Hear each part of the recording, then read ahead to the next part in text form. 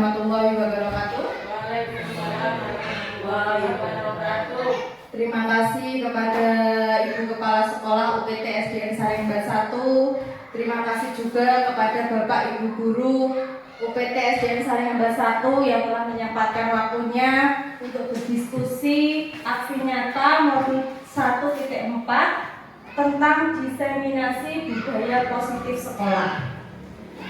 Bapak Ibu, di sini kita akan belajar bersama tentang apa itu arti budaya positif. Agenda kita hari ini pembukaan tujuan, yang kedua pemahaman budaya positif, yang ketiga berbagi praktek baik, yang keempat refleksi. Di sini ada pertanyaan, apakah Anda setuju dengan pernyataan berikut? 1. Hukuman dapat mendisiplinkan anak. Yang kedua, pemberian hukuman dengan hal positif sejawat seperti membaca atau membersihkan halaman sekolah dapat meningkatkan disiplin anak. Memberi penghargaan dapat meningkatkan motivasi belajar anak. Menurut Bapak Ibu, apakah panjenengan setuju dengan pernyataan berikut? Monggo, siapa yang mau memberikan saran atau tanggapan terhadap pertanyaan berikut? Faik.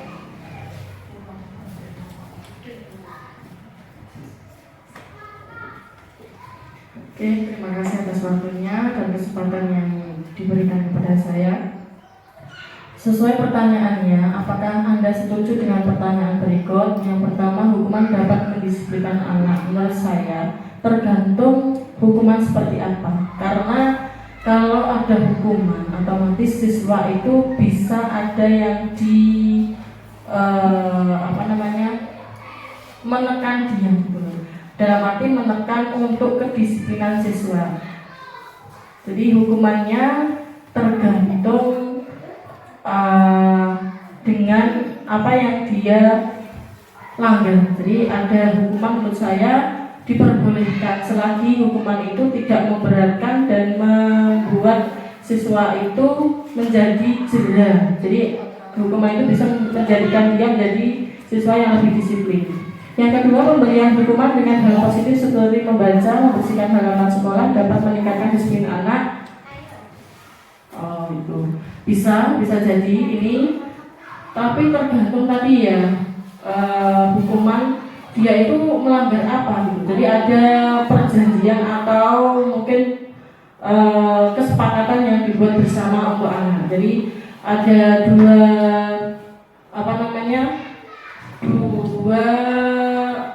saling komunikasi antara guru dan peserta didik. Jadi ada kesepakatan bersama, tidak ada yang dirugikan. Yang ketiga, penghargaan dapat meningkatkan motivasi belajar anak. Nah, ini kalau motivasi seperti ini termasuk motivasi eksternal, yaitu yang berasal dari luar. Jadi bisa meningkatkan anak itu lebih untuk bersemangat. Jadi kalau menurut saya ketiga-tiganya itu saya setuju. Terima kasih Bu Faik. Berarti hukuman atau mendapatkan reward itu setuju ya? Ada yang berpendapat lain? Pak Hadi? Terima kasih waktu yang diberikan. Saya apakah Anda setuju dengan pernyataan berikut ini? Yang pertama, hukuman dapat mendisiplinkan anak. Emang betul tadi yang disampaikan Bu Faiko bahwasanya hukuman atau punishment terhadap anak ini sangat penting, meskipun itu tidak tertulis, tapi sudah ada saling memahami bahwasanya ketika melakukan hal seperti ini, melanggar suatu peraturan yang ada di sekolah, itu mendapatkan punishment atau hukuman. Sangat setuju dapat mendisiplinkan anak, tapi juga tergantung tadi apa yang kata Bu Faiko adalah jenis ada bentuk hukumannya. Jangan sampai dengan hukuman semisal memberatkan, semisal lari, hukuman fisik lari 10 kali lapangan, itu tidak bagus. Yang kedua, pemberian hukuman dengan hal positif seperti membaca atau membersihkan halaman sekolah dan meningkatkan disiplin anak. Betul. Terus yang ketiga adalah memberi penghargaan dapat meningkatkan motivasi belajar anak. Ya, kalau ini kebalikan dari tadi, hukuman ini reward. Nah, reward ini juga sangat penting karena anak akan termotivasi melakukan atau berkompetisi di dalam kelas. Bagaimana cara mendapatkan reward yang mungkin nanti dari Bapak Ibu guru ini ada berbeda cara memberikan reward. Karena reward tidak hanya benda, tidak hanya bentuk materi, tapi bisa juga dalam bentuk ujian, dalam bentuk apa saja yang dapat memotivasi belajar anak. Kesimpulannya, setuju. Terima kasih. Terima kasih Pak Bandi yang telah memberikan tanggapan. Berarti dengan adanya hukuman atau reward, Bapak Ibu setuju ya? Tapi tergantung dengan apa yang dilakukan. Perubahan paradigma kegiatan kepala tangan. Disiplin positif dan nilai-nilai kebajikan universal. Ada A dan B, Anda dan teman Anda. Sobeklah secari kertas kecil. Tuliskan benda atau sesuatu yang sangat berharga untuk Anda. Letakkan di salah satu tangan Anda dan genggam benda atau sesuatu tersebut dengan segala daya. Buatlah sebuah kepalan. Teman B mencoba dengan sekuat tenaga dengan berbagai cara untuk meminta Anda memberikan benda tersebut. B bisa membujuk, mengancam, menghardik, merayu, menyuap, apa saja agar dapat membuka kepalan tangan Anda. Apa yang terjadi? Perubahan paradigma teori kontrol oleh Dr. William Glasser tentang mispersepsi makna kontrol. Satu, ilusi guru mengontrol murid. Yang kedua, ilusi bahwa kritik dan membuat orang merasa bersalah dapat menguatkan karakter. Yang ketiga, ilusi bahwa semua penguatan positif, efektif, dan bermanfaat. Yang keempat, ilusi bahwa orang dewasa memiliki hak untuk memaksa. Lanjut, perubahan paradigma stimulus respon teori kontrol menurut Stephen R. Covey.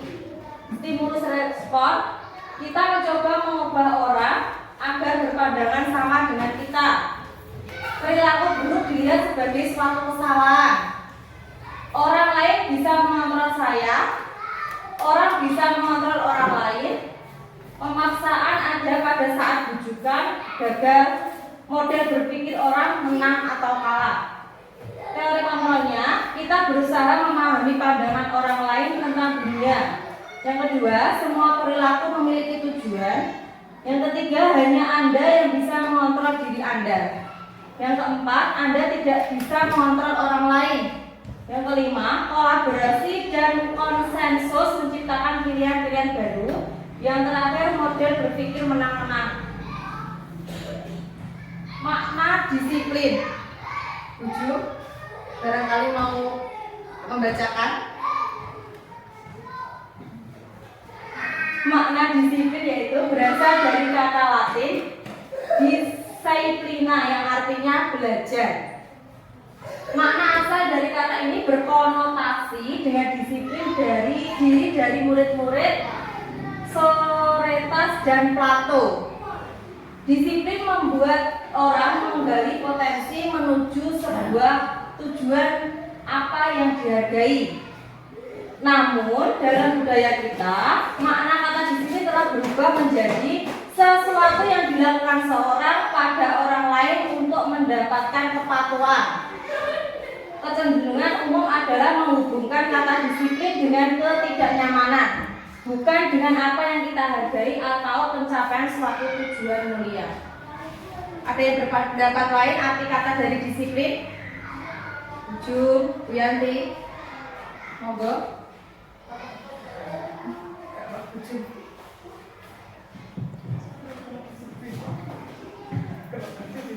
Terima kasih waktu yang diberikan pada saya.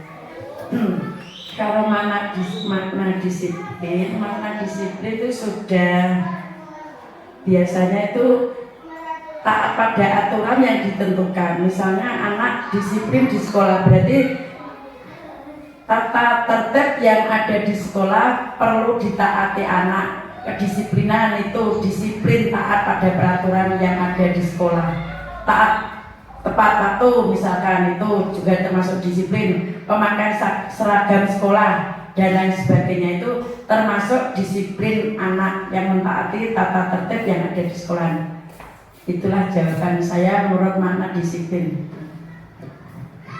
Terima kasih kepada Bu Jumini yang telah memberikan tanggapan tentang makna disiplin. Berarti disiplin itu tidak hanya di sekolah, ya Bapak Ibu. Bisa disiplin di rumah, di luar. Kalau contoh disiplin di rumah itu apa? Bu Jum? Disiplin di rumah yang tata aturan yang diberikan pada orang tua harus selalu ditaati, itu disiplin. Contohnya di apa? rumah. Misalkan orang tua menentukan, contoh, nah nanti kalau waktunya beduk, kalau main harus pulang, itu harus ditaati anak, harus disiplin. Menaati lagi waktu belajar di rumah, jam belajar itu harus juga ditaati. Waktu sholat itu aturan-aturan yang ditentukan di rumah harus ditaati anak dengan disiplin. Itu yang di rumah. Terima kasih Bu atas tanggapannya. Pemikiran KHD atau Ki Hajar Dewantara tentang disiplin diri. Di mana ada kemerdekaan, disitulah harus ada disiplin yang kuat. Sesungguhnya disiplin itu bersifat self disiplin, yaitu kita sendiri yang mewajibkan kita dengan sekeras-kerasnya, tetapi itu sama saja. Sebab jikalau kita tidak cakap melakukan self disiplin, wajiblah penguasa lain mendisiplinkan diri kita. Dan peraturan demikian itulah harus ada di dalam suasana yang merdeka. Itu menurut Ki Hajar Dewantara. Definisi kata merdeka menurut Ki Hajar Dewantara yaitu mardika iku jarwanya nara nglepasen pamrih ning uga kuat kuwasa amandiri priyambang. Merdeka itu artinya tidak hanya terlepas dari perintah, akan tetapi juga cakap buat memerintah diri sendiri. Pemikiran KHD atau Ki Hajar Dewantara dan Diana Gosen. Pemikiran Ki Hajar ini sejalan dengan pandangan Dian Gosen dalam bukunya Restructuring School Discipline. Untuk menjadi seorang murid atau pengikut, seseorang harus paham betul alasan mengapa mereka mengikuti suatu aliran atau ajaran tertentu, sehingga motivasi yang terbangun adalah motivasi intrinsik, itu motivasi dari dalam diri, dan motivasi bukan ekstrinsik dari luar. Sebagai pendidik, tujuan kita adalah menciptakan anak-anak yang memiliki disiplin diri, sehingga mereka bisa berperilaku dengan mengacu pada nilai-nilai kebajikan universal dan memiliki motivasi intrinsik bukan ekstrinsik. Nilai kebajikan universal. Nilai-nilai kebajikan adalah sifat-sifat positif manusia yang merupakan tujuan mulia yang dicapai setiap individu. Nilai-nilai tersebut bersifat universal dan lintas bahasa, suku bangsa, agama maupun latar belakang. Setiap perilaku atau perbuatan memiliki tujuan itu menurut Dr. William. Yang diyakini seseorang, maka motivasi intrinsiknya akan terbangun sehingga menggerakkan motivasi diri dalam untuk mencapai tujuan mulia yang diinginkan. Itu menurut Diana Gosen dengan profil pelajar Pancasila. Manakah motivasi Anda? Sebagai seorang pendidik, saat Anda perlu hadir di suatu pelatihan, motivasi apakah yang mendasari tindakan Anda atau Bapak Ibu guru sebagai seorang pendidik? Apakah hadir karena tidak ingin ditegur oleh pihak panitia atau pengawas dan Anda mendapatkan hukuman? Yang kedua, mendapatkan imbalan atau penghargaan dari orang, atau Anda ingin menjadi pembelajar sepanjang hayat. Yang ketiga, guru Anda serta lingkungan Anda karena Anda percaya tindakan Anda sebagai pemimpin pembelajaran akan menjadi panutan oleh lingkungan Anda. Manakah motivasi yang paling kuat mendasari tindakan Bapak Ibu? Atau adakah suatu perbedaan motivasi antara dua motivasi?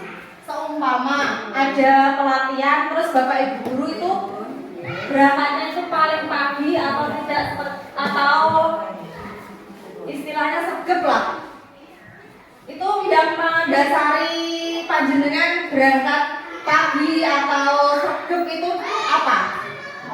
Yang mana pernyataan di sini? Monggo yang berpendapat. Terima kasih atas waktunya, rekan. Sebagai seorang pendidik, saya lebih memilih di antara tiga itu, ada tiga itu ya. Iya, ada tiga. Saya lebih ke nomor 3. Karena kalau menurut saya sendiri itu adalah tanggung jawab kita. Jadi dari diri kita sendiri ada rasa dimana ini memang yang harus saya lakukan, tanggung jawab saya, dan ini sebuah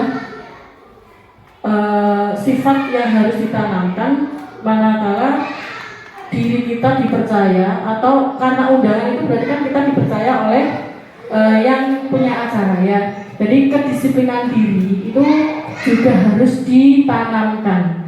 Jadi saya lebih memilih di pilihan ketiga, yaitu guru Anda serta lingkungan Anda, karena Anda percaya tindakan Anda sebagai pemimpin pembelajaran akan jadi panutan oleh lingkungan Anda. Nah ini, jadi di lingkungan sekitar kita juga akan dikenal oleh orang lain, di mana kita punya sifat disiplin dan bertanggung jawab. Itu, terima kasih. Terima kasih atas tanggapan dari Bu Faedah. Berarti Bu Faedah memilih yang nomor 3, yaitu sesuai dari motivasi dari intrinsik atau dari dalam diri ya Bu ya, bukan motivasi dari ekstrinsik.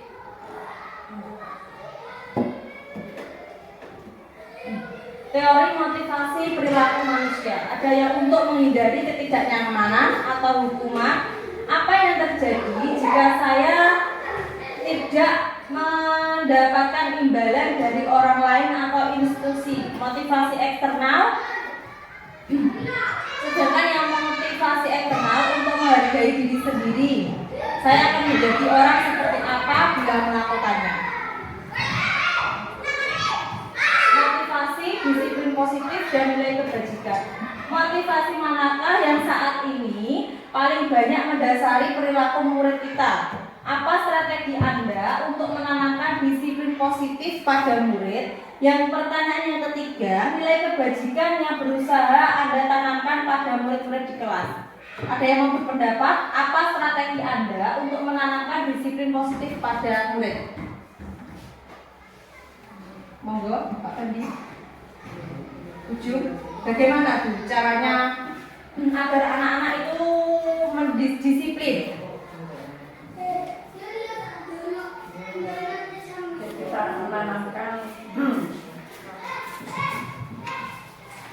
ya, untuk menanggapi motivasi disiplin positif, nilai kebajikan. Kita misalkan untuk menanamkan disiplin positif pada murid, kita harus misalkan mengadakan pembiasaan yang harus dilaksanakan murid dengan disiplin tepat waktu. Itu misalkan seperti hari Jumat contoh saja yang diadakan sholat istighosa apa sama Bu Yanti itu ya, anak-anak dilatih disiplin tepat waktu untuk mengadakan sholat itu suatu contoh untuk mendorong atau menambahkan semangat disiplin padanya, suatu contoh itu. Terima kasih. Terima kasih Bu Junini. Selain Jumat bersih, Jumat istighosa itu juga bisa disiplin saat berangkat sekolah ya. Berarti sebelum memerintahkan muridnya atau peserta didiknya, berarti bapak ibu gurunya juga harus lebih pagi gitu ya, Bu? Iya. Agar anak-anak itu menyontoh, soalnya kita itu panutan atau pemimpin pembelajaran. 5 kebutuhan dasar manusia. Kebutuhannya bukan hanya shopping, terus apa lagi? Tapi 5 kebutuhan dasar manusia, yaitu 1 kebutuhan bertahan hidup. Yang kedua, kebutuhan kasih sayang. Yang ketiga, apa Bu? Kasih nyaman, oh ya. Yang ketiga, penguasaan atau validasi atau kebutuhan pengakuan dan atas kemampuan. Yang keempat, kebebasan. Yang kelima, kesenangan. Itu kebutuhan dasar manusia. Berarti sesuai dengan kehidupan kita ya. Real itu. Pertanyaan reflektif. Iva kurang menguasai pelajaran matematika, sehingga pada saat pembelajaran tersebut berlangsung dia lebih banyak berdiam diri atau menggambar di buku pelajarannya.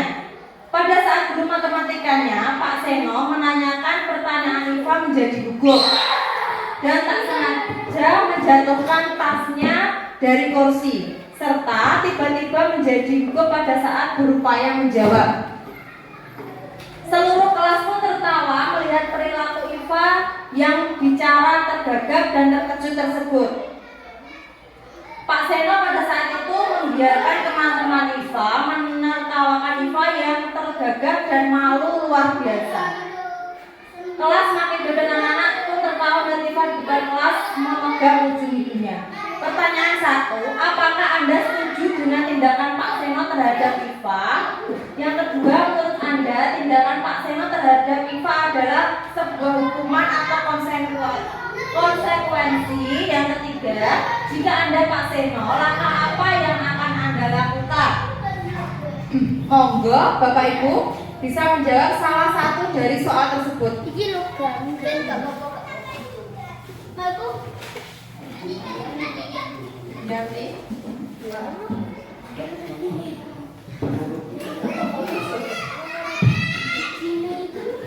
Apakah Anda setuju dengan tindakan Pak Seno terhadap Iva?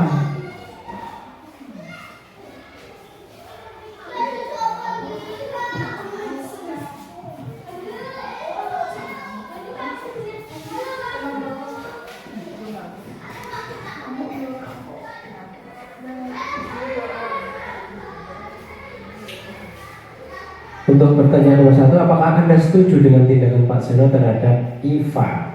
Mengapa? Ya, karena di sini Iva kurang menguasai pelajaran matematika, maka Pak Seno memberikannya materi untuk menggambar. Ya. Iya. Matematika.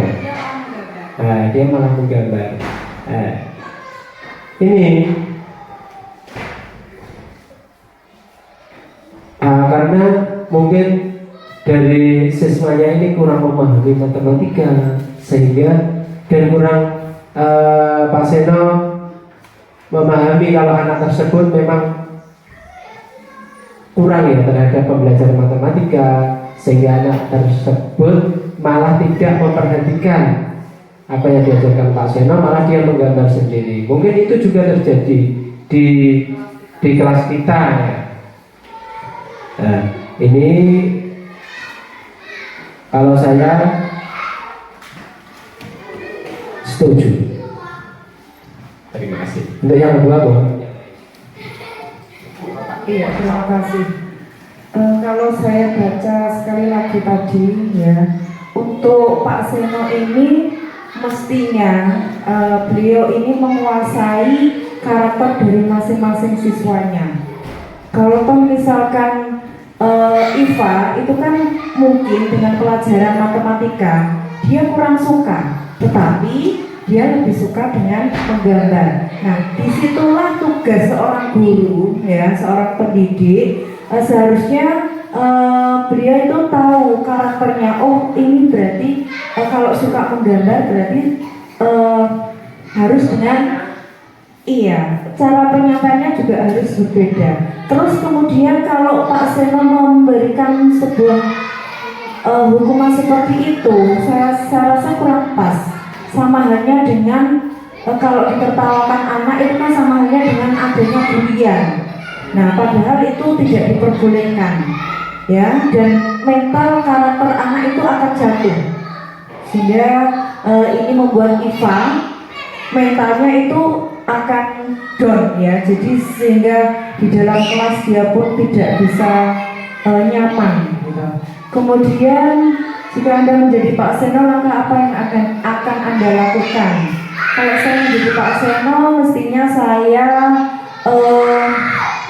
memberikan materi tentang, meskipun pelajaran matematika, akan tetapi kalau misalkan ada salah satu siswa yang pengennya menggambar, itu juga harus dikemas secara bagus, yaitu harus ada penggambarnya gitu, sehingga anak yang namanya Eva itu juga ikut semangat. Terima kasih. Terima kasih.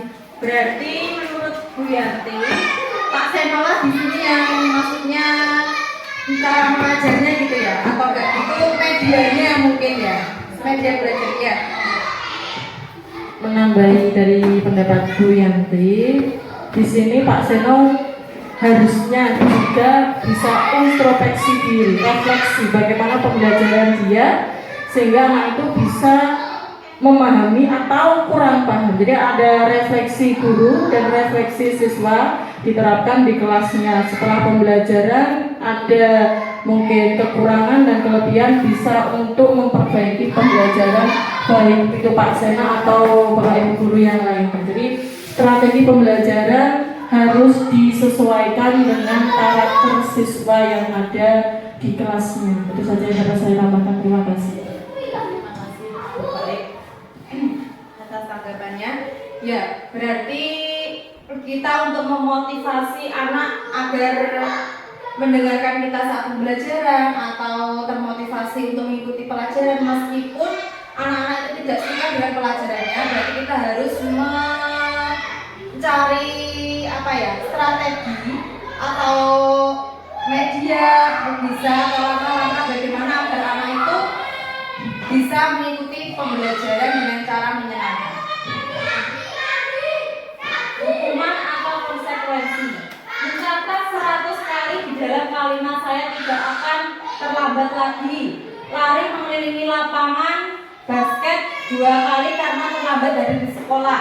Membersihkan coretan yang dibuat di meja tulis. Murid diminta untuk push up 15 kali tidak menggunakan masker ke sekolah. Menggantikan kertas tugas teman yang telah dicoret-coret. Berjemur di lapangan basket pukul 12 siang karena mengobrol dengan teman. Lari mengelilingi lapangan basket 2 kali karena terlambat 10 menit untuk pelajaran PJOK. Ini boleh dilakukan apa tidak? Hukuman-hukuman seperti ini tidak boleh ya, karena membebankan siswa ya, dan kurang mendidik.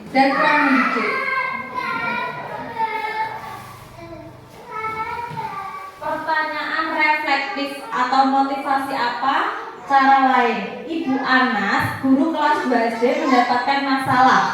Murid-murid tidak bisa tertib berdiri, antri di depan pintu kelas, dan selalu berebutan masuk ke dalam kelas setelah 1 jam istirahat usai.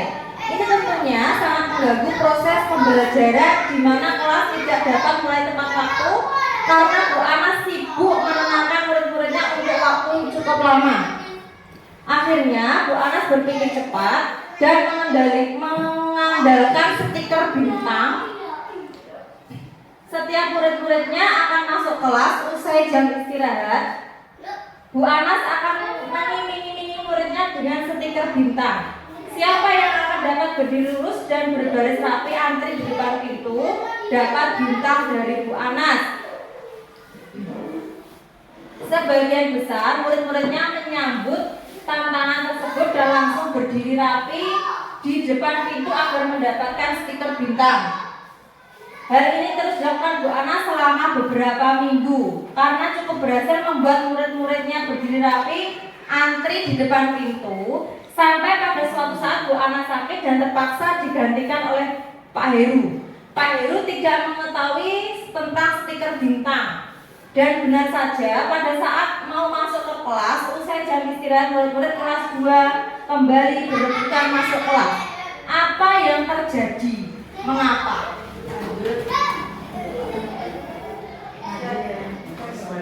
Saat kita terulang kali menjanjikan hadiah kepada anak-anak agar berperilaku tanggung jawab atau kepada seorang murid agar mempelajari sesuatu yang baru atau kepada seorang karyawan agar melakukan pekerjaan yang berkualitas, kita sedang berasumsi mereka tidak melakukannya atau mereka tidak akan memilih untuk melakukannya. Menurut Alfie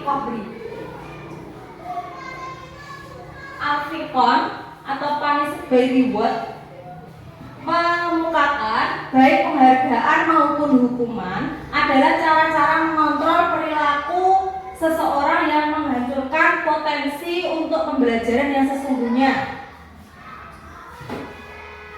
Dampak penghargaan atau hukuman yaitu berjangka pendek, tidak efektif, merusak hubungan, mengurangi ketepatan, menurunkan kualitas, mematikan kreativitas, dan penghargaan itu menghukum, memotivasi secara intrinsik.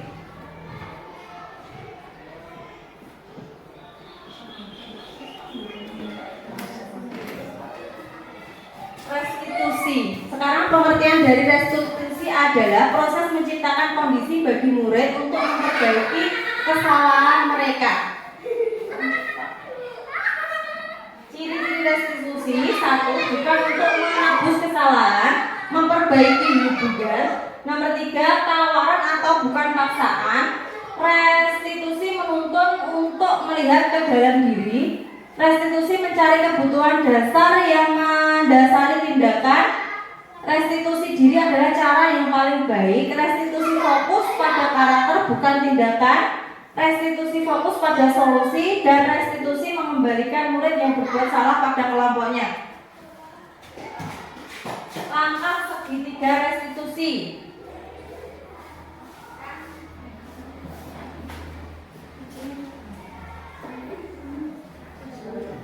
Ini keyakinan kelas ya. Mengapa tidak peraturan saja? Mengapa harus keyakinan kelas? Jadi kita sebelum memulai pelajaran, kita dengan peserta didik itu harus membuat keyakinan kelas terlebih dahulu. Contohnya, tidak bicara pada saat pembelajaran sedang berlangsung, kecuali kalau ada pertanyaan dari Bapak Ibu guru atau ada tugas untuk diskusi, itu baru boleh memberikan atau boleh berbicara.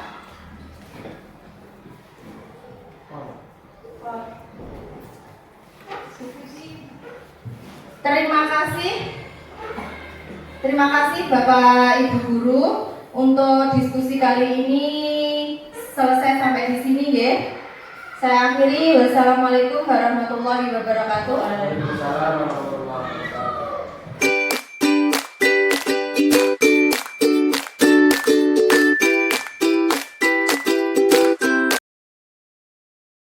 Assalamualaikum warahmatullahi wabarakatuh. Ayo kita berdoa terlebih dahulu deh. Siapkan dulu Aska. Selamat pagi.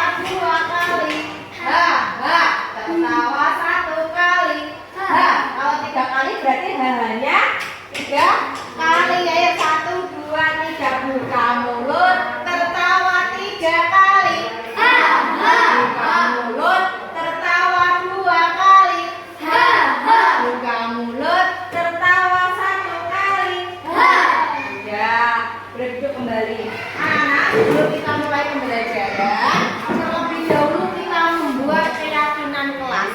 Apa keyakinan kelas itu? Kesepakatan kelas kita ya. Terserah kalian mengungkapkan kesepakatan kelas kita maunya itu bagaimana. Contohnya ya, apa? Berbicara dengan apa? Sopan. Terus ada banyak lagi. Nanti kalian menuliskan keyakinan kelas sesuai dengan keinginan kalian masing-masing. Nanti Bu Guru akan memberikan kertas, ditulis di kertas itu deh. Terus setelah itu nanti ditempel di papan tulis. Paham? Membuat keyakinan kelas. Yang sekarang warna pink ya, dibagi dua sama. Aska warna biru, terus aku ya. Nah sekarang kalian menuliskan keyakinan kelas, dibagi Aska kan dikasih 1, Marcel dikasih 1.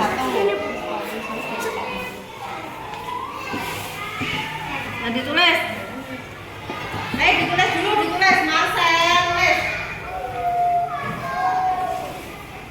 Yang sudah boleh menempelkan di papan tulis. Yang sudah menuliskan keyakinan kelas boleh ditempel di papan tulis. Ayo, ditempel ya. Siapa yang berani makan? Tempel, ayo. Ayo, ditempel di sini boleh terserah. Yang sudah menempel boleh duduk, nggih. Di sebelah sini juga boleh loh. Gak usah, gak urut, gak apa-apa ya. Aska, Marcel, dah, boleh duduk. Terima kasih anak-anak. Sekarang Bu Guru akan membacakan keyakinan kelas yang sudah kalian buat. Nomor 1, izin saat mau ke toilet pada jam pelajaran. Setuju? Setuju. Yang nomor 2, berdoa sebelum dan sesudah belajar. Setuju? Setuju. Yang nomor 3, memperhatikan guru saat memberikan materi pelajaran. Setuju. Setuju. Yang nomor 4, datang sekolah tepat waktu. Setuju. Ayo saya para anak molor siapa? Apa? Terus nomor 5, mengerjakan tugas sesuai perintah guru. Setuju? Yang nomor 6, menjaga kebersihan dan ketertiban kelas. Setuju? Ada lagi, tidak boleh mengantuk di dalam atau tidur di dalam kelas saat jam pelajaran. Oke? Terima kasih anak-anak. Kalian sudah menuliskan keyakinan kelas kita ya. Terima kasih. Sekarang kita melanjutkan pelajaran kita ya. Dibuka bukunya. Terima